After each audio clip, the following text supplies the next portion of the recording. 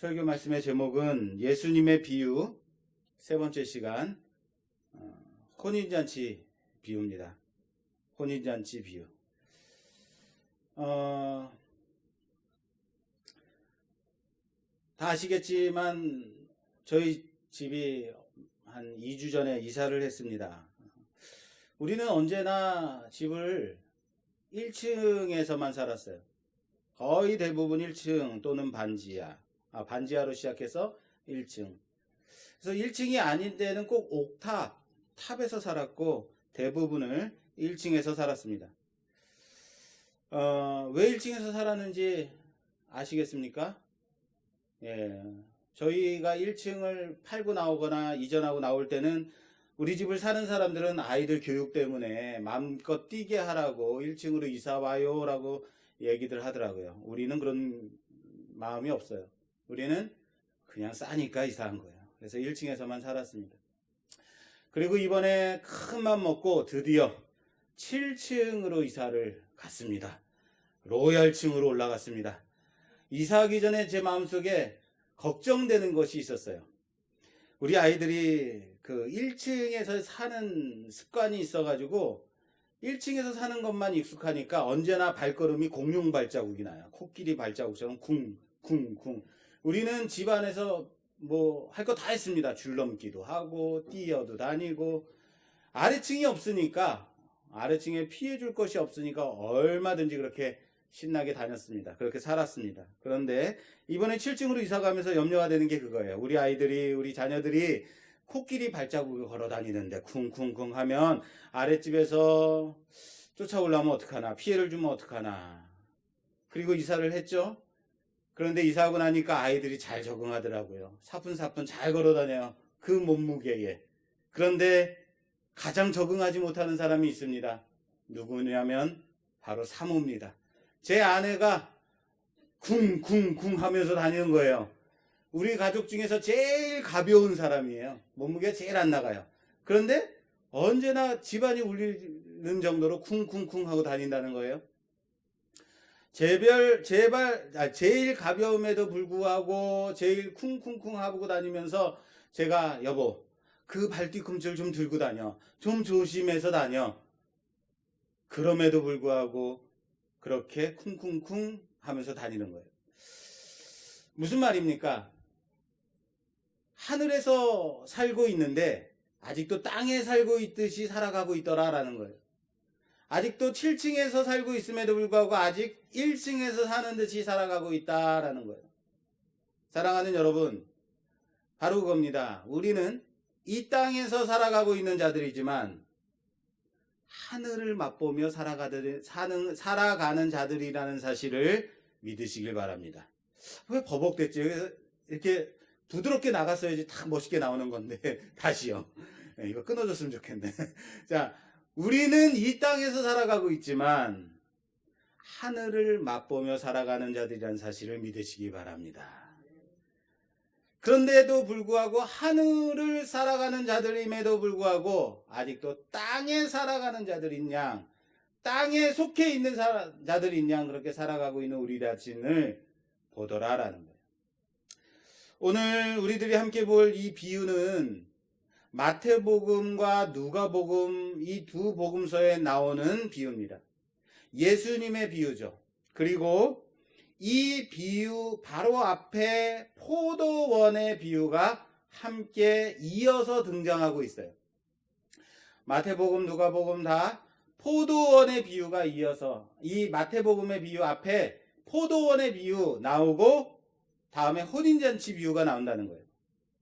우선 오늘 본문에 나오는 이 비유와 또 어디에 이 비유가 또 나온다고요? 혼인잔치 비유가 누가복음에 나온다고요. 이 누가복음에 똑같은 비유가 나오는데 이 두 비유의 차이점을 보면서 함께 좀 고민할 부분이 있어요. 오늘의 이 비유는 어떤 임금이 자기 아들의 혼인잔치를 열고 청한 사람들을 이제 부르는 장면으로 시작돼요. 그런데 청함을 받는 사람들이 다들 오기를 거절합니다. 그래서 종들을 시켜서 길가를 다니면서 만나는 모든 사람마다 다 데려오게 하라라고. 그리고 잔치 자리를 가득 채웁니다. 그리고 참석한 사람들을 보러 임금이 나왔다가 예복을 입지 않은 한 사람을 보고 그리고 화를 내고 밖으로 내쫓는다라는 비유입니다. 이 같은 비유인 누가복음과 마태복음에 똑같은 비유가 나오는데 이 두 비유의 차이점을 좀 찾아보고 싶어요. 오늘은 성경 좀 볼 것이 많으니까 마이크로 우리 좀 읽어주십시오. 같이. 누가복음 14장에 이 비유가 나옵니다. 누가복음 14장 오늘 PPT로도 띄워드리겠습니다. 누가복음 14장 18절 이하에 저랑 교독하겠습니다. 제가 18절 제가 됐다고 할 때까지 읽으십시오. 다 일치하게 사양하여 한 사람은 이르되 나는 밭을 샀음에 아무래도 나가 봐야 하겠으니 청컨대 나를 양해하도록 하라 하고 또 한 사람은 이르되 나는 소 5겨리를 샀음에 시험하러 가니 청컨대 나를 양해하도록 하라 하고 또 한 사람은 이르되 나는 장가 들었으니 그러므로 가지 못하겠노라 하는지라. 자, 여기까지. 자, 차이점을 아시겠습니까? 이 두 비유의 차이점. 사양하는 데 차이점이 있어요. 오늘 마태복음 우리가 함께 본 본문의 말씀과 누가복음의 본문의 말씀에 두 가지 차이점, 사양하는 방식의 차이가 있어요. 오늘 마태복음 22장 5절 말씀에 5절 6절에 그들이 돌아보지도 않고 한 사람은 자기 밭으로 한 사람은 자기 사업하러 가고 그 남은 자들은 종들을 잡아 모욕하고 죽이니 임금이 노하여 군대를 보내어 그 살인한 자들을 진멸하고 그 동네를 불사르고 이렇게 돼 있어요. 자, 어떤 차이점이 있는지 아시겠어요? 어떤 차이점이 있어요? 모르시겠습니까? 누가복음에서는 청함을 거절한 자들이 그냥 못 가겠다, 이해해달라, 거절만 합니다. 근데 오늘 본문 마태복음 말씀에는 어떻게 해요? 청하러 간 종들을 잡아 죽여요. 이건 뭡니까? 아니, 우리 아이가 결혼식을 하니까 와서 좀 축하 좀 해주십시오. 그럼 그냥 축하만 해주고 말아요? 가면 잔치가 벌렸으니까 뷔페도 먹고 맛있는 것도 먹고 좋지 않습니까? 근데 혼인잔치에 청하러 간 종들을 어떻게 하냐면 잡아 죽여요. 그냥 안 간다고 하면 될 건데 못 간다고만 하면 될 텐데 잡아 죽여요. 굳이 죽이기까지 할 필요가 있었는가 라는 생각 들죠. 그래서 왜 죽였을까? 왜 죽여야만 할까? 이것을 이해하기 위해서 한 가지 비유를 함께 봐야 되는 거예요. 혼인잔치 비유 바로 앞에 어떤 게 있다고요? 포도원 비유가 있다고요. 포도원 비유가 앞에 나오고 그 다음에 이어서 혼인잔치 비유가 나오고 있다라는 겁니다. 그러면 포도원 비유 함께 볼까요? 포도원 비유 마태복음 바로 앞장 21장 마지막에 있습니다. 33절 교독하겠습니다. 21장 33절 PPT로 띄워드리겠습니다. 다른 한 비유를 들으라. 한 집 주인이 포도원을 만들어 산 울타리로 두르고 거기에 즙 짜는 틀을 만들고 망대를 짓고 농부들에게 새로 주고 타국에 갔더니 열매 거둘 때가 가까움에 그 열매를 받으려고 자기 종들을 농부들에게 보내니 농부들이 종들을 잡아 하나는 심히 때리고 하나는 죽이고 하나는 돌로 쳤거늘 다시 다른 종들을 처음보다 많이 보내니 그들에게도 그렇게 하였는지라.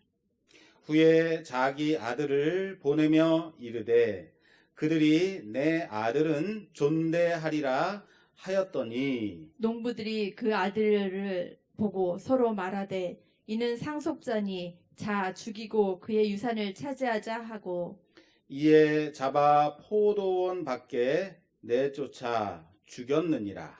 그러면 포도원 주인이 올 때에 그 농부들을 어떻게 하겠느냐?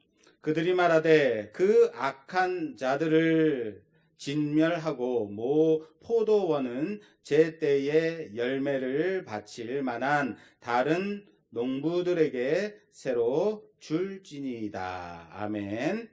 자, 포도원 비유가 나오고 혼인잔치 비유가 나와요. 자, 이 포도원 비유에서 이 포도원 비유는 공간복음 마태, 마가, 누가 복음의 세 복음서에 다 똑같이 나옵니다. 마태, 마가, 누가, 요한복음에 요한복음만 빼고 다 같이 나오는데 다 등장하고 있는 비유예요. 그런데 유난히 다른 데서는 그렇게 안 나오는데 이 마태복음에서만 포도원 비유와 혼인잔치 비유를 어떻게 하고 있다고요? 잇고 있다고요. 포도원 비유가 나온 다음에 바로 혼인잔치 비유가 이어지고 있다라는 거예요. 그래서 포도원 비유부터 간단하게 우리가 좀 살펴보고 와야 이 혼인잔치 비유에서 왜 종들이 죽여야만 했는가, 종들을 죽여야만 했는가에 대해서 좀 이해할 수 있을 겁니다. 주인은 포도원을 만들고 농부들에게 맡기고 타국으로 떠납니다. 세를 내라고 하고 거둘 때가 되어서 주인이 열매를 달라고 종들을 보냅니다. 종들을 보냈는데 농부들이 종들을 어떻게 해요? 잡아 때리고 죽이고 돌로 칩니다. 다시 종들을 더 많이 보냅니다. 그런데 그럼에도 불구하고 달라는 열매는 주지 않고 또 어떻게 해요? 똑같이 때리고 죽이고 돌로 칩니다. 그래서 이제는 주인이 내 아들을 보내면 이들이 내 아들을 존대하리라 라고 생각하고 아들을 보냅니다. 그랬더니 농부들이 한다는 생각이 이 아들을 죽이면 상속자가 없어지기 때문에 이것이 우리 것이 되겠다라고 생각하고 아들을 죽입니다. 아들까지 죽여버려요. 자, 여러분 이게 뭡니까? 그깟 포도 열매가 뭐라고? 그깟 포도 열매 거둔 것 주면 되는 거 아니에요? 정당하게 주인이 소유권을 주장하고 그 열매를 달라고 하면 주면 되는 건데 종들을 죽이고 끝내 주인의 아들까지 죽인다라는 것. 이해되십니까? 말도 안 되지 않습니까? 말도 안 되는 거죠. 왜 죽여야만 하는가? 왜 죽이까지 했는가? 물론 그만큼 미련하니까 욕심이 많으니까라고 생각할 수 있어요. 그런데 다른 복음서와 마태복음의 차이점이 이 포도원 비유와 바로 이어서 혼인잔치 비유를 잇고 있다. 그리고 포도원 비유에서 종들이 아니죠. 농부들이 종들과 아들까지 죽이고 혼인잔치 비유에서 청함을 받은 사람들이 어떻게 해요? 종들을 죽여요. 임금의 종들을 죽여요. 이 두 가지 공통점이 있다는 거예요. 자, 이렇게까지 죽여야만 했는가? 자, 그렇다면 우리가 생각해야 되는 것은 무엇을 생각해야 되냐면 특별히 마태복음에서 포도원 비유와 혼인잔치 비유를 이어서 말씀하고 있는 이유는 마태복음에서 이 포도원 비유와 혼인잔치 비유를 통해서 우리에게 주시고자 하는 메시지가, 전달하고자 하는 특별한 메시지가 있구나라고 생각해야 되는 거죠. 그걸 찾기 위해서 우린 좀 더 이 비유가 시작된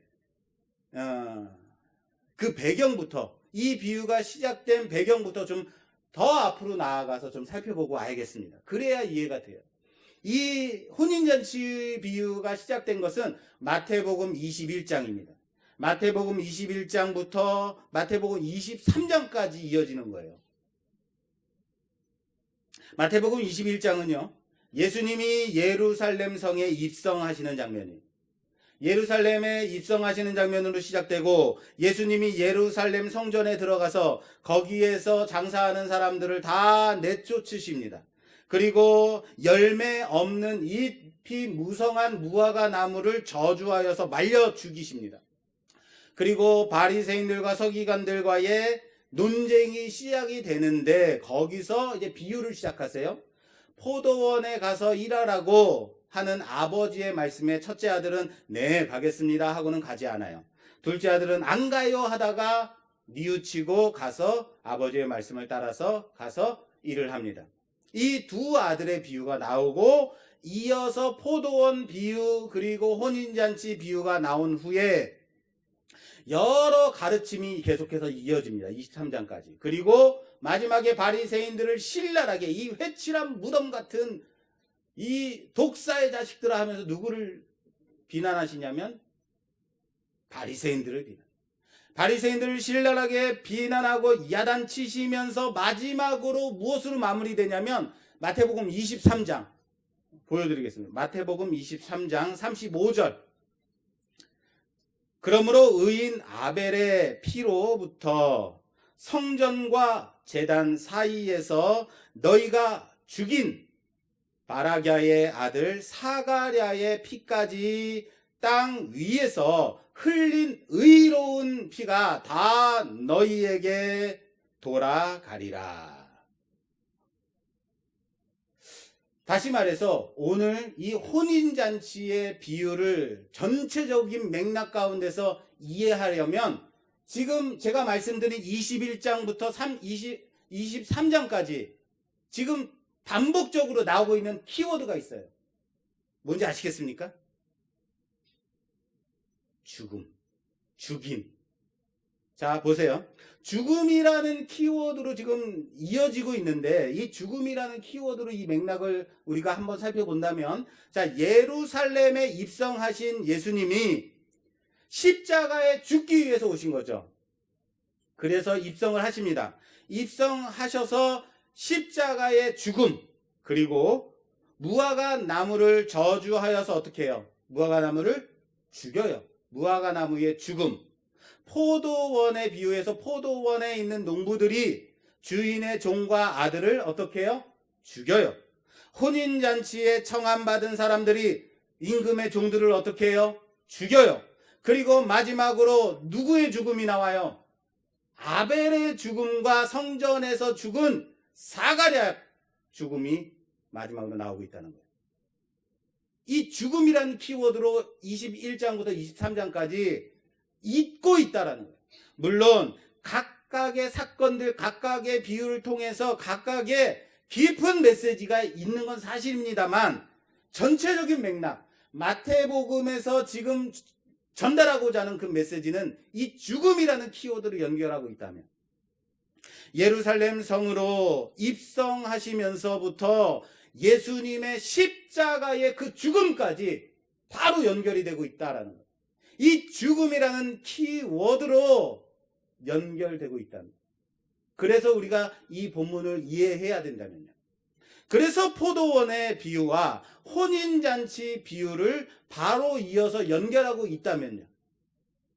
무슨 말인지 이해되십니까? 왜 혼인잔치에 청하러 간 종들을 왜 그들은 죽였을까? 나 못 가요 하면 되는데 죽여야만 했던 거예요. 자, 그럼 간단하게 죽음이라는 이 키워드를 가지고 이 비유들을 좀 한 번에 이어서 설명드리도록 하겠습니다. 하나님이 우리에게 주시고자 하는 그 메시지를 찾아보겠다라는 거예요. 자, 보세요. 우선 여러분 처음에 죽음이 누구예요? 21장부터 23장 중에 처음에 죽음은 잎이 무성한 무화과 나무의 죽음이죠. 예, 죽음이라고 표현하는 것이 맞는가는 모르겠습니다만 말라 죽죠. 자, 잎이 무성한 무화과 나무를 저주하여서 죽이신 사건이 나와요. 여러 이 잎이 무성한 무화과 나무의 이 사건을 보면서 여러분들은 어떤 느낌을 받으세요? 여러 가지 메시지를 찾을 수 있겠죠. 어떤 거요? 열매 없는 이스라엘은 이렇게 무화과 나무처럼 마르게 될 것이다. 그런 거 보통 많이들 들으시죠? 너희도 잎만 무성하고 열매가 없으면 어떻게 된다? 이렇게 말라 죽게 될 것이다. 이런 메시지 등등등. 그런데 중요한 것은 같은 사건을 다룬 이 마가복음, 오늘 마태복음 말고요. 마가복음에 보면 왜 무화과 나무가 열매를 못 맺었는지가 나와요. 마가복음 12장 12절. 이튿날 그들이 베다니에서 나왔을 때에 예수께서 시장하신지라 멀리서 잎사귀 있는 한 무화과 나무를 보시고 혹 그 나무에 무엇이 있을까 하여 가셨더니 가서 보신즉 잎사귀 외에 아무것도 없더라. 이는 무화과의 때가 아님이라. 뭐라고요? 무화과의 때가 아니라고. 무화과 나무에 갔는데, 예수님이 갔는데 아무 열매도 얻을 수가 없었던 거예요. 그런데 왜 얻을 수가 없었다고요? 이 나무가 못된 나무라서, 이 나무가 잎만 무성한 나무라서 얻을 수 없었던 것이 아니라 무엇 때문에요? 무화과 나무의 때가 아니기 때문이에요. 1월 달에 가서 사과나무 앞에 가서 왜 넌 사과가 없냐? 너 안 되겠다고 잘라버리면 5월 달에 포도나무에 가서 너 왜 포도를 맺지 못하냐? 너는 그냥 잘라버려야겠다 하면 이거 여러분들이 이해되세요? 지금 마가복음에서 이거는 지금 때가 아니었기 때문에 열리지 못한 거야 라고, 이 나무가 못된 나무가 아니야 라고 말하고 있어요. 예수님은 나무를 저주하여서 말려 죽여요. 어떻게 이해해야 될까? 여러분은 어떻게 이해하고 있어요? 이 본문에 대해서. 이런 겁니까? 봤지? 너희도 열매 맺지 못하면 말려 죽여버릴 거야. 뭐 이런 겁니까? 오늘 본문 마태복음에서 이 부분에 대해서 이렇게 이해하라고 예수님이 설명해 주세요. 어떻게 해서 왜 이 일을 행하셨는지 궁금해하는 제자들에게 예수님께서 설명을 해주세요. 뭐라고 설명해 주시냐면 마태복음 21장 21절 이하에 21장 21절 이하에 예수께서 대답하여 이르시되 내가 진실로 진실로 이르노니 만일 너희가 믿음이 있고 의심하지 아니하면 이 무화과 나무에게 된 일을 뭐라고요? 이 무화과 나무에게 된 이런 일만 할 뿐 아니라 이 산더러 들려 바다에 던지우라 하여도 될 것이요. 예수님께서 이 무화과 나무를 말려버린 이유가 여기 있는 거예요. 무엇을 설명하려고요? 믿음이 있으면 너희도 무화과 나무에게 일어난 이런 일을 할 수 있다라고 말합니다. 자, 여러분들이 믿음이 있어요. 믿음 가지고 뭐 하실 거예요? 믿음 가지고 뭐 할까요? 무화과 나무를 말려 죽이실 건가요? 너희도 이런 일 할 수 있어? 그럼 나도 무화과 나무 앞에 가가지고 말려질지어다, 저주를 받을지어다, 이런 거 할 거예요? 그런데 예수님이 그렇게 할 수 있대요? 기도해가지고 뭐 하라는 거예요? 산을 바다에 던지려는 거예요? 도봉산을 갑자기 저기 동해바다에다 던져버려서 뭐 하려고요? 이런 일 하려는 건가요? 바다에 던지려고? 나무를 말려서 뭐 하려고? 산을 바다에 던져서 뭐 하려고요? 성윤군, 그렇게 해서 뭐 하려고요? 그래서 죽음이라는 키워드가 필요한 거예요. 그래서 이 무화과 나무가 왜 무화과 나무를 저주하셨는가를 알기 위해서 죽음이라는 키워드가 필요한 거예요. 이 죽음이라는 키워드를 가지고 무화과 나무를 봐보세요. 무화과 나무가 아직 때가 아님에도 불구하고 예수님의 말씀은, 예수님이 말씀하셔서 이 말려 죽이셔요. 말려 죽였어요. 그리고 죽음은, 이 말려 죽임은 너희도 믿음이 있으면 무화과 나무에게 일어난 이런 일도 할 수 있다라고 말씀하세요. 우리들이 속는 부분이 여기에요. 잘 들으세요. 너희도 무화과 나무를 말려 죽일 수 있다라고 말씀하지 않았어요. 본문 잘 보세요. 무화과 나무에게 일어난 이런 일 보이시나요? 무화과 나무에게 일어난 이런 일을 너희도 할 수 있다는 거예요. 이런 일이 뭐예요? 나무가 말라 죽었어요. 나무를 말려 죽이는 일 말고요. 죽는 일을 생각하라고요. 나무의 입장에서 보세요. 내가 무화과 나무가 되어서 죽어진다면 주님이 어떻게 하셨어요? 이제는 십자가를 지고 죽음을 맞이하게 되신다고요. 하나님 아버지의 그 말씀에 순종하여 믿고 의심치 않아 무화과 나무처럼 나무에 달려 죽음을 맞이하신 거 아닌가요? 아시겠어요? 이상한 걸로 보지 마시라고요. 봐라, 너희도 믿고 의심치 않으면 우리는 어디로 가요? 무화과 나무를 말려 죽이라 그래요. 어디로 가야 돼요? 너희도 이런 일을 할 수 있다. 어떤 일? 누구처럼? 나처럼. 예수님처럼 십자가에, 우리를 위해서 십자가에 죽으신 예수님처럼 너희도 무화과 나무에 일어난 이런 일처럼 할 수 있다라는 거. 이해됐어요? 자, 다음 비유, 포도원 비유에서 농부들이 주인이 보낸 종들을 죽여요. 그냥 포도 열매 주면 되는 거 아닌가요? 그깟 포도 열매가 얼마나 대단하다고 주인의 종들까지 죽이고 아들까지 죽여야 되는가? 이해되십니까? 왜 이렇게까지 해야만 했는가? 두 가지로 생각해 볼 여지가 있죠. 첫째, 주인을 주인으로 여기지, 인정하지 않을 때. 둘째, 주인이 원하는 열매가 없을 때. 여러분, 무화과 나무에 예수님께서 가셔서 무화과 나무의 열매를 요구하셨어요. 무화과 나무가 말라 죽습니다. 왜요? 주인이신 예수님께 드릴 열매가 없었기 때문인 거죠. 농부들이 주인이 원하는 열매를 아무리 바치려 하여도 열매가 없다면, 그래서 줄 수 있는 것이 없다면, 드릴 수 있는 것이 없다면, 그래서 종들을 죽이진 않았을까? 뭐 이건 추정일 수 있습니다. 자, 다음 비유 바로 이어가 볼게요. 시간이 많이 가니까. 다음 비유 뭐죠? 오늘 본문 혼인잔치 비유죠. 혼인잔치 비유에서 청함을 받은 사람들이 바쁘다고 자기의 일을 해야 된다고, 자기의 사업해야 된다고 다 거부할 뿐만 아니라 어떻게 해요? 임금이 보낸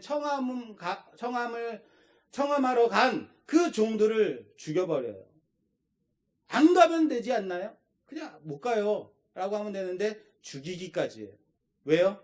마찬가지로 첫째, 임금으로 여기지, 인정하지 않을 때. 둘째, 임금이 너무 싫어도 너무 싫어서 그래서 그의 아들의 혼인을 함께 축하할 마음이 조금도 너무 싫어서 없을 때.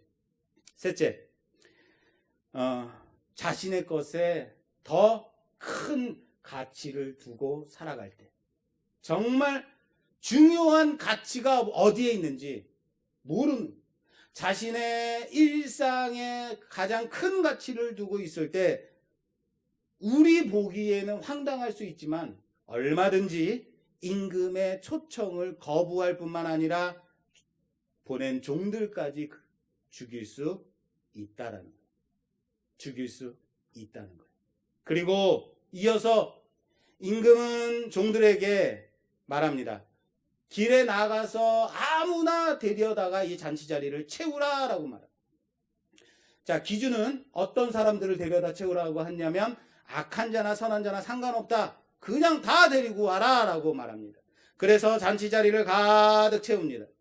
그런데 한 사람만이 혼인식에 입을 예복을 입지 않고 있습니다.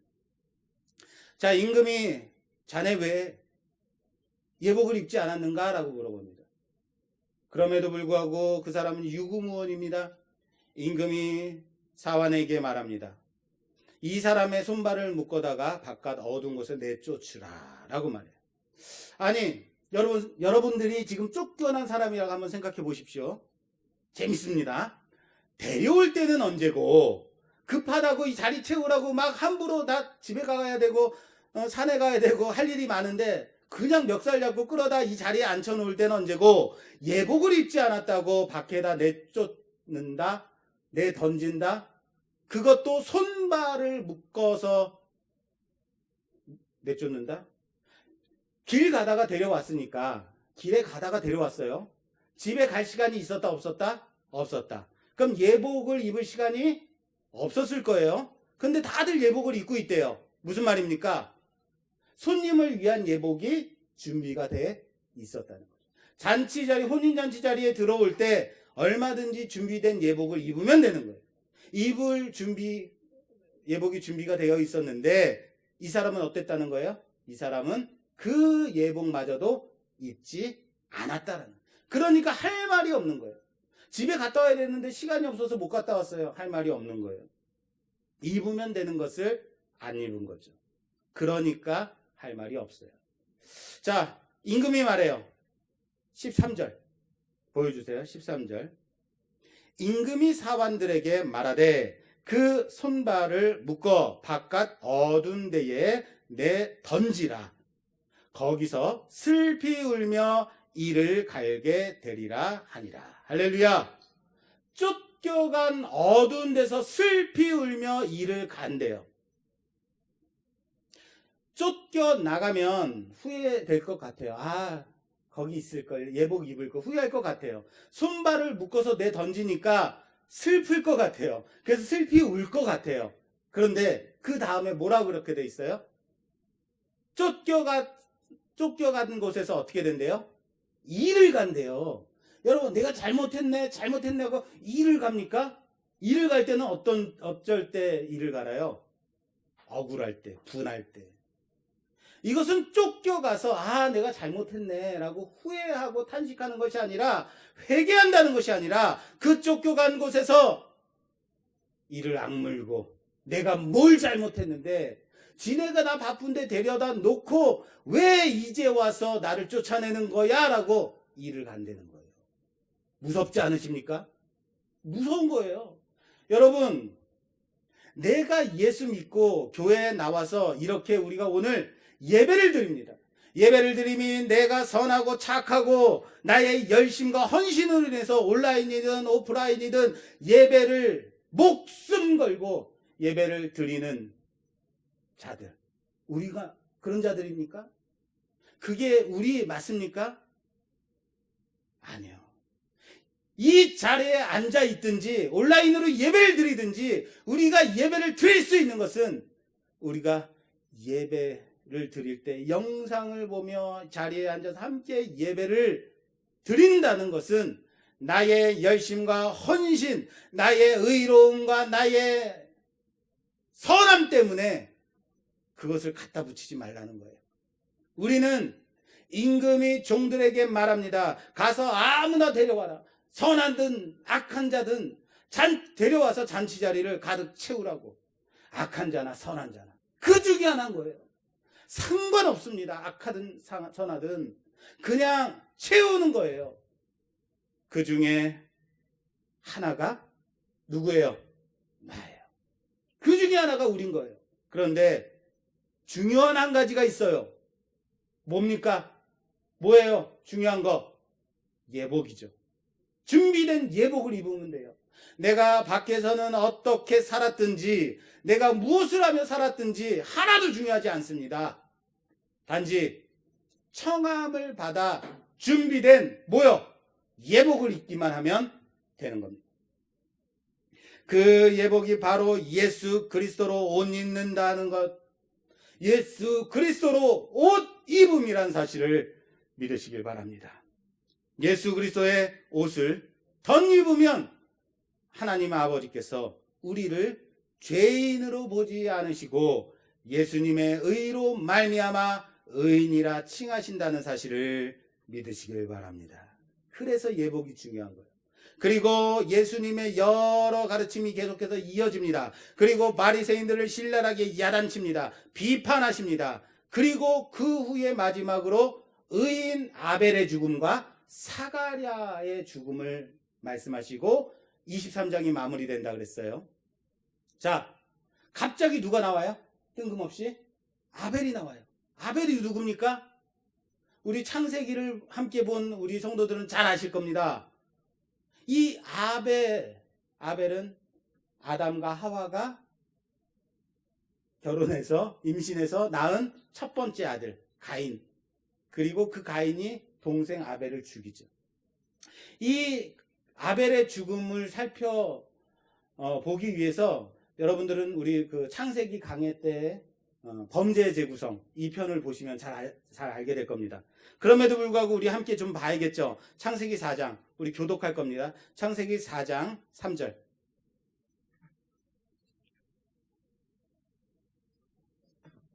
교독하겠습니다. 세월이 지난 후에 가인은 땅에 소산으로 제물을 삼아 여호와께 드렸고 아벨은 자기도 양의 첫 새끼와 그 기름으로 드렸더니 여호와께서 아벨과 그의 제물은 받으셨으나 가인과 그의 제물은 받지 아니하신지라.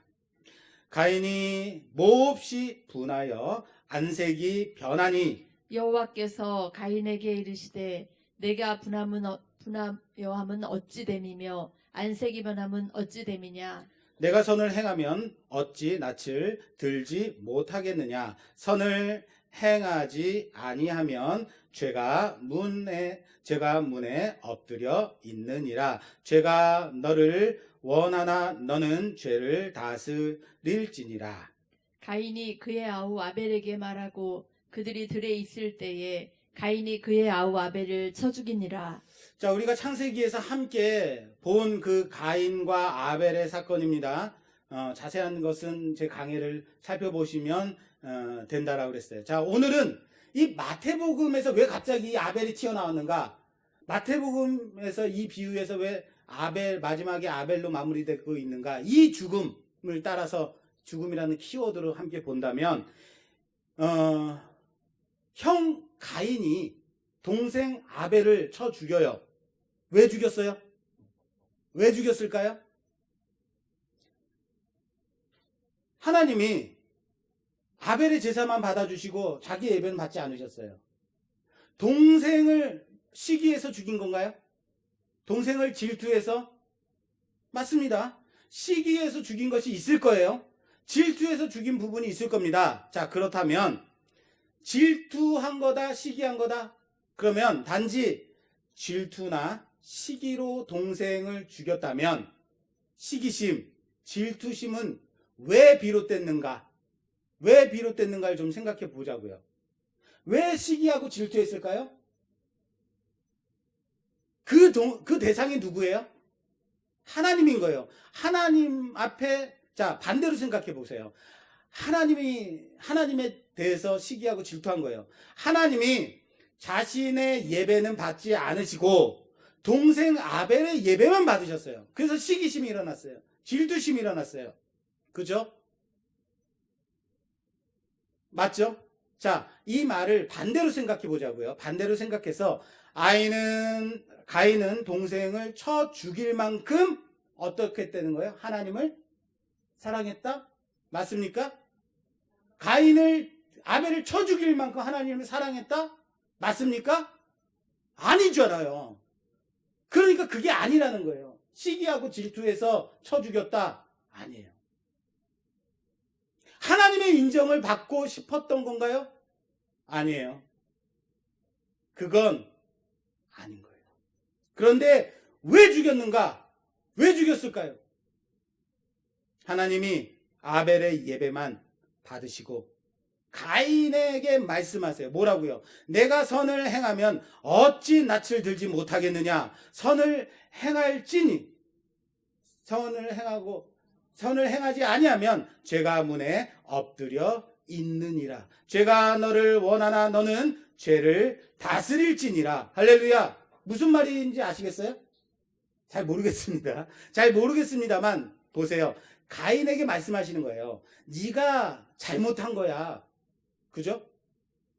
그러니까 너의 예배를 받지 않은 거야 라고 말씀하십니다. 네가 잘못했기 때문에 내가 그 예배를 받을 수 없는 거야. 그렇게 말씀하십니다. 하나님이 뭐라고 하시는 거예요? 가인아, 그렇게 예배드리면 안 되는 거야. 그런 마음과 그런 자세와 그런 태도로 예배드리면 안 되는 거야. 그런 마음으로 그런 태도로 예배를 드리면 내가 받을 수가 없어. 그런 예배는 내가 받는 예배가 아니란다 말씀하신 거 아니겠어요? 그런데 가인은 그렇구나, 내가 잘못했네 라고 생각하지 않고 올바른 예배를, 참다운 예배를 드려야겠다라고 돌이키지 않고 어떻게 했다는 거예요? 동생을 쳐 죽여요. 이해되십니까? 왜 죽였을까요? 왜 죽였을까요? 하나님이 너의 예배가 틀렸다라고 말씀하세요. 그런 예배는 틀린 예배야, 잘못된 예배야 라고 말씀하세요. 그런데 죽여요. 그런 예배를 참된 예배로, 올바른 예배로 드려야 하는 것이 맞는데 그렇게 드리지 않겠다는 거예요. 다시요. 가인은 내가 드린 예배가 잘못되지 않았다라고 가인을 죽인 겁니다. 내 예배가 뭐가 잘못됐는데요? 내 예배가 뭐가 잘못됐는데요? 나는 하나님이 원하시는 그런 예배를 드릴 마음이 없습니다. 내 방식대로, 내가 원하는 대로, 내 마음대로, 내 신념대로 그렇게 예배를 드리겠다는 거예요. 그렇게 고집하는 거예요. 그래서 아벨을 죽인 것 아닙니까? 이해되세요? 하나님께 예배를 드리는 그 성전에서 누가 죽어요? 사가랴가 죽습니다. 선지자 사가랴가 죽습니다. 죽임을 당해요. 성전이 어떤 곳입니까? 예배를 드리는 곳입니다. 하나님이 계시는 곳입니다. 하나님께 예배 드리는 곳, 하나님이 여기 계시다고 말하는 그곳에서 하나님이 보낸 하나님의 선지자를 쳐 죽여요. 왜요? 내가 옳다고요. 내 생각과 내 신념과 내 방식이 맞다고 죽이는 겁니다. 그래서 누굴 죽여요? 끝내 예수님을 십자가에서 죽이는 겁니다. 내가 원하는 메시아가 아니다고, 이 사람은 메시아가 아니라고, 내가 생각했던 그 메시아, 내 생각과 다르다고 하나님의 언약과 말씀은 전혀 하나도 중요하지 않다고, 내 기준에 맞지 않다고 고집하고 죽이는 겁니다. 어디서요? 나무에서요. 십자가에서요.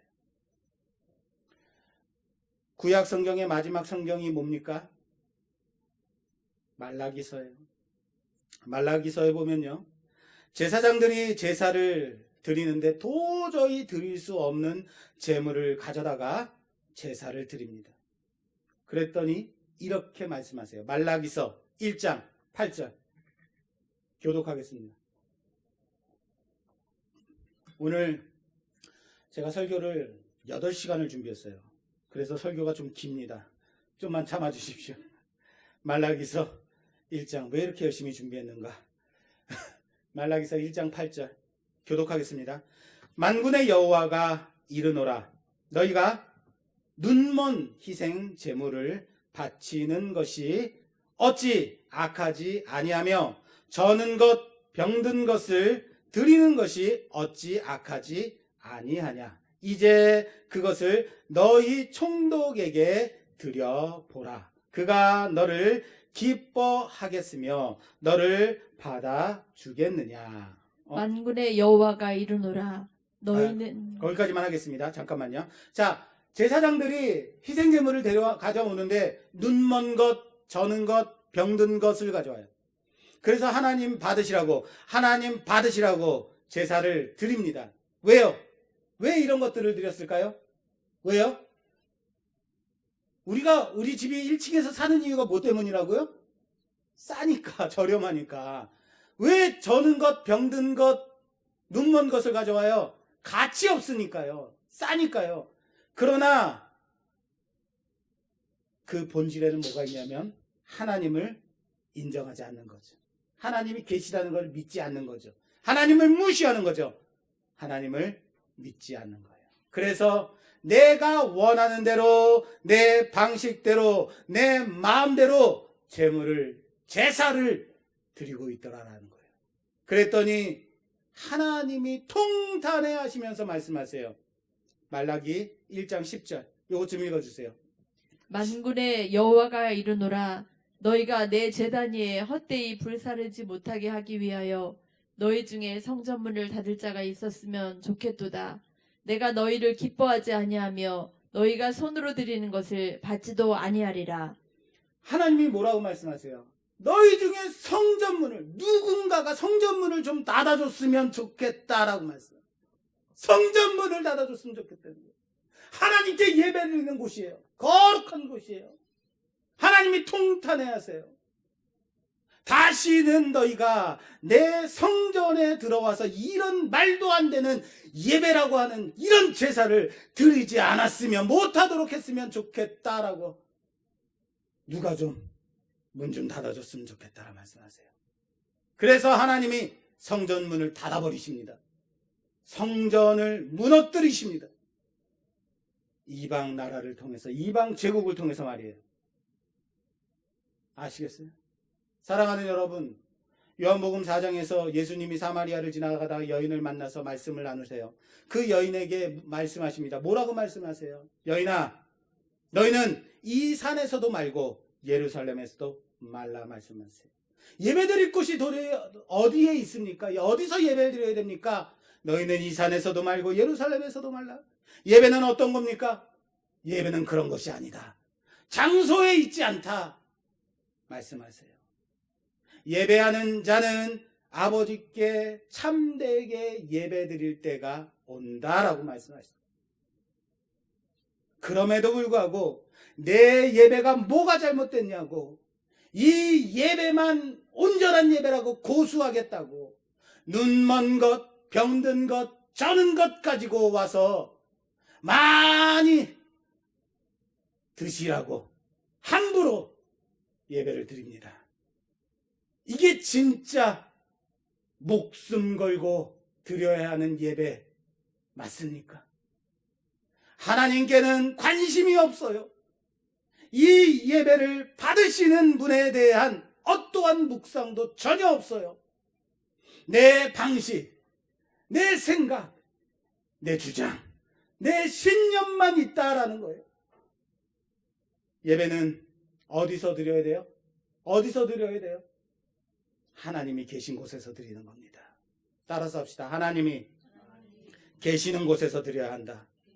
하나님이 계신 곳에서 하나님이 받으실 만한 참된 온전한 예배를 드리시는 우리들이 되기를 주님의 이름으로 축원합니다. 그곳이 어디입니까? 그곳이 어디예요? 고린도전서 말씀에 있습니다. 고린도전서 3장 16절. 너희는 너희가 하나님의 성전인 것과 하나님의 성령이 너희 안에 계시는 것을 알지 못하느냐.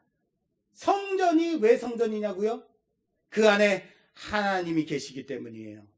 성전이, 그래서 하나님이 계신 곳이 성전이 되는 거예요.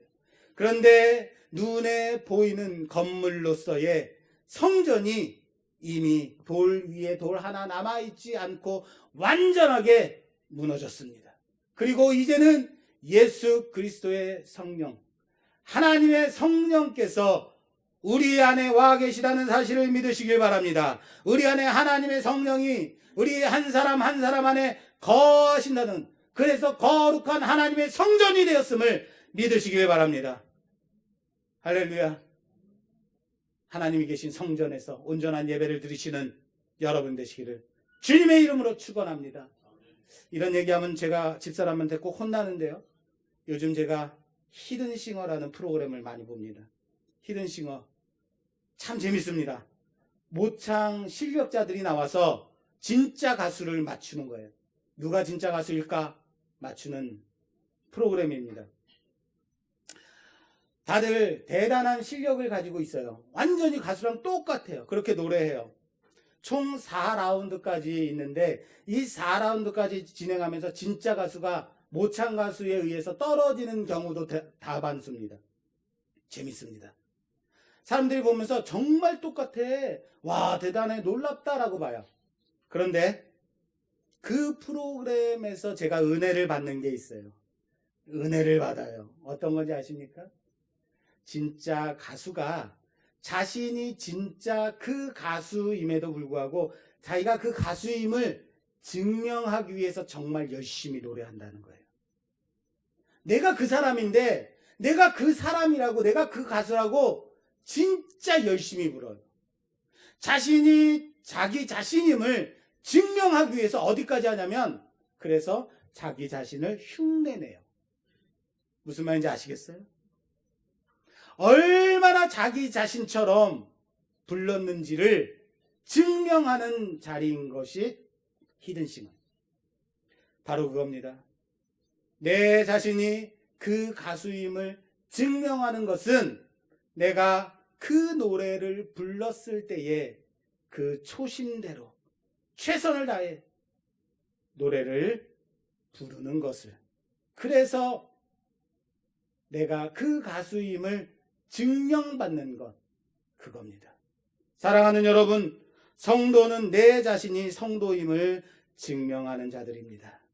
항상 제가 강조하듯이 우리가 증명하는 자리는 이 교회가 아니라, 이 예배당이 아니라 세상 속에서 증명해야 하는 자들이라고 말씀드렸습니다. 세상 속에서 내가 성도임을, 성도로 살아가는 모습을 통해서 증명받아야 하는 자들이라는 사실을 믿으시길 바랍니다. 내가 성도임을 최선을 다해서 예수님을 닮아가고 있음을, 예수님처럼 살아가고 있음을, 예수님처럼 죽음으로 증명받는 자들이 되기를 주님의 이름으로 축원합니다. 그럼에도 불구하고 우리 교회들은 아직도 대면 예배만 고수하고 있습니다. 그것만이 진짜 예배라고 주장합니다. 목숨 걸어야 한다고 우겨대고 있습니다. 아벨을 죽인 가인을 생각합니다. 가인이 왜 죽였다고요? 내 예배가 뭐가 잘못됐는데요? 이 예배, 이런 예배만 드리겠습니다. 이게 진짜 예배라고 우기고 있는 것 아닙니까? 주인을, 임금을 보낸 그 주인을, 임금을 인정하지 않는 거죠. 그가 원하는 열매를 드릴 것이 없는 거죠. 내가 추구하는 가치가, 세상의 것들이 다 더 중요한 가치인 양, 더 중요하다고 우겨대고 있는 거죠. 그냥 혼인잔치에 축하하기만 하면 되는데 그게 싫은 거죠. 그리고 이게 맞다고 우겨대고 있는 거죠. 예수님은 말씀하십니다. 믿음이 있다면, 의심치 않는다면 얼마든지 무화과 나무에 일어난 이런 일을, 무화과 나무의 죽음처럼 그 죽음의 자리까지 갈 수 있는 거다. 그 언약 믿고, 그 약속 믿고 십자가에서 죽으신 그 주님처럼 할 수 있다라는 것. 우리는 언제나 죽이는 자리에 있습니다. 내 자리는 언제나 남을 죽이고 비난하는 자리에 있어요. 그러나 주님은 죽음의 자리에 쓰셨습니다. 죽음의 자리에 오셨다라는 거예요. 그냥 그 예비해 주신 예복 입고 그 은혜에 힘입어 잔치를 누리면 되는 겁니다. 그것마저도 싫다는 거예요. 하기 싫다는 거예요. 안 하겠다는 거예요. 추악함 속에 있는 우리 자신을 봅니다. 사랑하는 여러분, 왕의 아들의 혼인잔치가 열렸습니다. 우리는 이방인이었지만, 초청받지 못한 자들이었지만, 아무런 조건도 선함도 없음에도 불구하고 악하든지 선하든지 상관없이 그 자리에 청함을 받은 자들입니다. 단지 필요한 것은 예수 그리스도로 옷 입는 것입니다. 그 예복 입음으로 자격 갖춰진 자들입니다. 우린 그런 존재라는 사실을 믿으시길 바랍니다. 내게서 난 것이 하나도 없음에 내 부끄럽고 준비되지 못함을, 그럼에도 불구하고 예수님의 은혜에, 하나님의 부르심에, 성령의 내재하심에 감사하며 그 은혜에 힘입어 우리 또한 주님처럼 그렇게 살아가는, 아니 그렇게 죽음의 자리로 나아가는 우리가 되기를 주님의 이름으로 축원합니다.